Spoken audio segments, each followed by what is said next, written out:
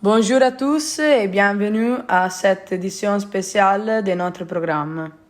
Ce 15 octobre aura lieu le centenaire de la naissance d'Italo Calvino. C'est précisément pour cette raison que nous avons réalisé cet épisode. Calvino, l'un des plus grands écrivains du XXe siècle, est né à Cuba et a passé une partie de sa vie à Paris. L'ermite, c'est le surnom donné à Italo Calvino lui-même pendant sa période parisienne. Le séjour à Paris, qui a duré de 1967 à 1980, a été décisif pour son caractère et son inspiration littéraire. Nous passons la parole à notre correspondant Jenny, qui se trouve devant la maison où Calvino vivait avec sa famille.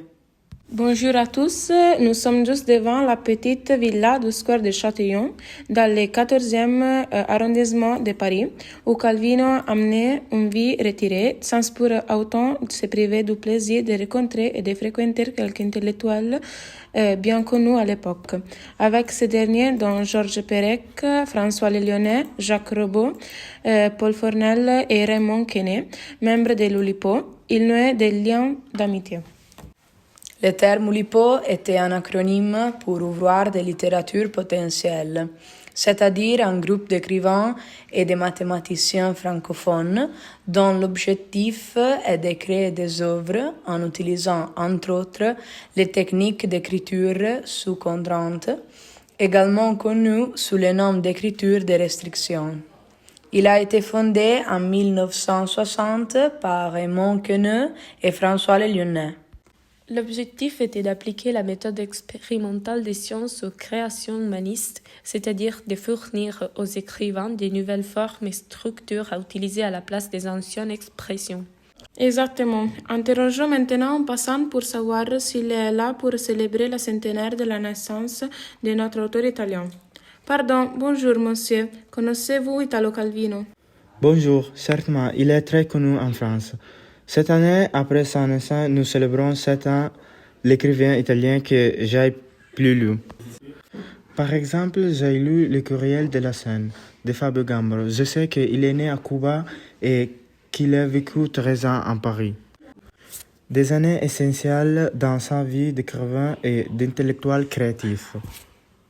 Gambaro se concentre sur cette période de la biographie de Calvino pour mettre en lumière une expérience essentielle mais encore peu connue de l'auteur.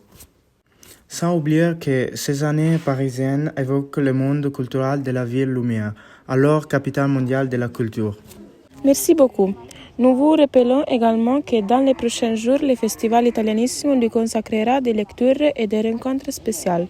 Et le Festival du Livre de Paris, une exposition au pavillon italien. À vous les studios. Nous remercions notre correspondant Jenny et les garçons pour cette intervention. Nous passons maintenant la parole à notre correspondant Maure qui se trouve dans la place Dauphine. Bonjour à tous.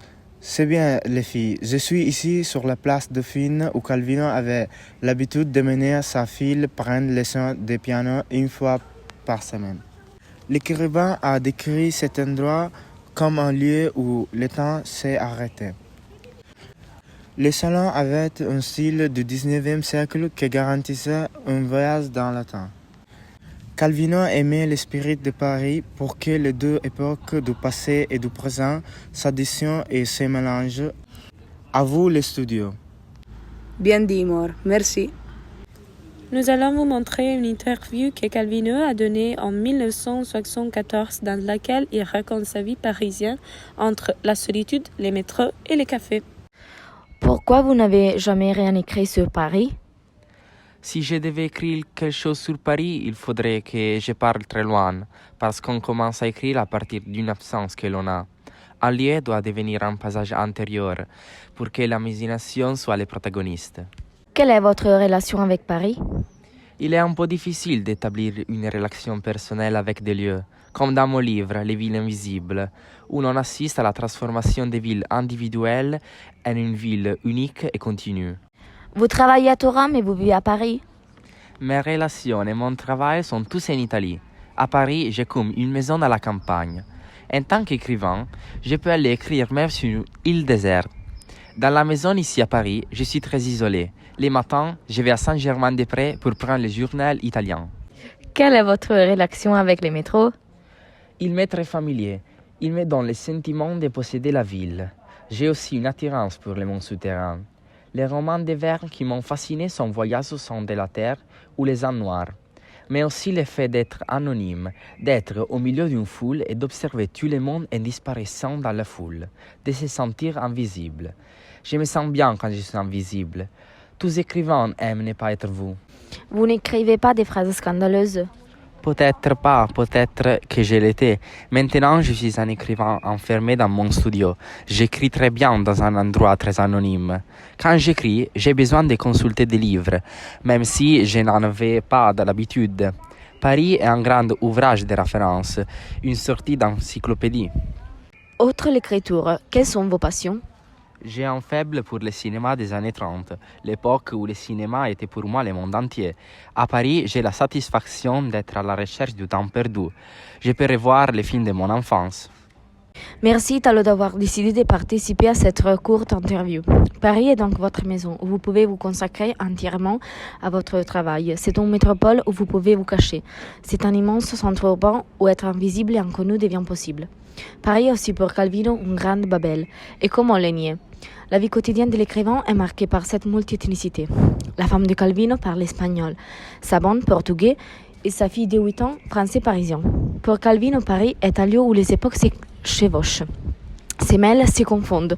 Dans les quartiers de la Défense, alors en construction sous le gouvernement Pompidou par exemple, il est frappé par la modernité et la grandeur du gratte-ciel. L'esprit de changement qui anime Paris étonne Calvino, qui réalise à quel point il est possible de traverser les époques et les siècles, tout en restant dans la même ville. Calvino compare même Paris à une manifestation physique de l'inconscient collectif qui permet à la ville lumière de mélanger les histoires, les cultures et la civilisation. Un véritable catalogue qu'il a pu consulter et dont il a pu s'inspirer dans la phase plus mature de sa carrière littéraire. Nous espérons que ces paroles vous ont permis de mieux connaître sa personne et son séjour à Paris. L'écrivain lisait la ville comme un livre et voyait son propre passé se refléter dans celui de la ville. Nous vous laissons avec cette citation d'Italo Calvino. Votre maison étant le lieu où vous lisez, peut nous dire quelle est la place des livres dans votre vie, s'ils sont une défense que vous mettez en place pour tenir les mots extérieurs à distance, un rêve dans lequel vous vous enfoncez comme dans une drogue, ou s'ils sont des ponts que vous lancez vers l'extérieur, vers les mots qui vous intéressent tellement que vous voulez multiplier et dilater ces dimensions à travers les livres. L'édition spéciale se termine ici. Bonne journée!